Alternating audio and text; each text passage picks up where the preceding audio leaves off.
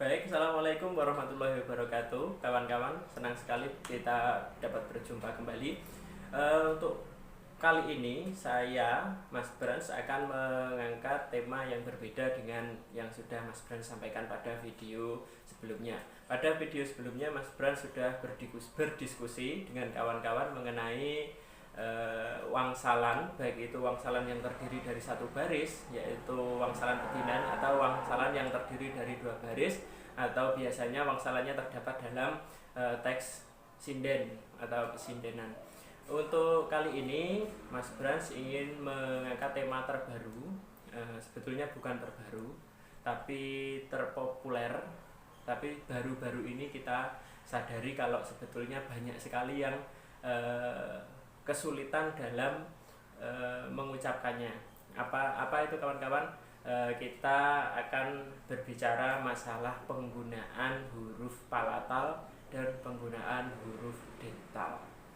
Kira-kira teman-teman semua menyadari atau tidak, kebanyakan teman-teman dari Provinsi Jawa Timur, teman-teman yang bersuku Jawa dari Provinsi Jawa Timur sering salah membedakan antara bunyi palatal dan bunyi dental dalam penggunaan bahasa sehari-hari. Apa saja kesalahan kita dalam menggunakan bunyi palatal dan bunyi dental pada keseharian kita? Mari bersama-sama kita simak contoh-contoh penggunaan katanya.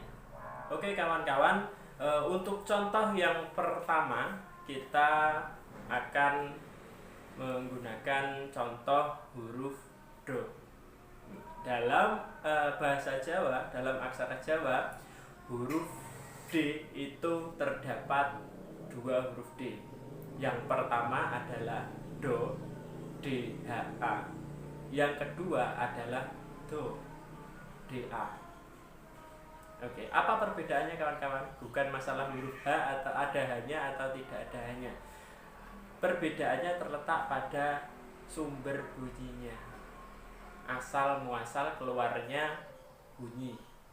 Untuk DHA atau do itu dinamakan D palatal, di mana bunyinya berasal dari langit-langit mulut. Apabila lidah kita menyentuh langit-langit mulut, kemudian kita ucapkan do, maka akan muncul huruf do palatal. Begitu kawan-kawan. Contoh katanya adalah wedhus. Wedhus itu kambing ya. Kemudian contoh kata kedua, wedi. Wedi itu pasir. Contoh kata ketiga, padang.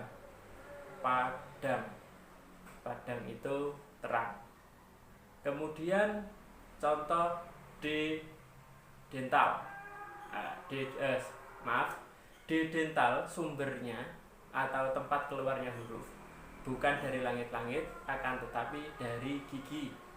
Apabila lidah kita menyentuh gigi dan kita keluarkan bunyi D, maka akan terjadi seperti ini. D. Ini namanya D dental. Untuk contoh katanya kawan-kawan ada adus. Adus itu artinya mandi. Kemudian wedi itu artinya takut. Kemudian ada lagi adang itu artinya menanak nasi. Nah, seperti itu. Di antara contoh tadi ada dua kata yang hampir sama, hanya berbeda pada penggunaan DH dan D saja, antara wedi dan wedi. Oke kawan-kawan, antara wedi dan wedi. Karena penggunaan hurufnya yang berbeda, maka artinya juga akan jauh berbeda.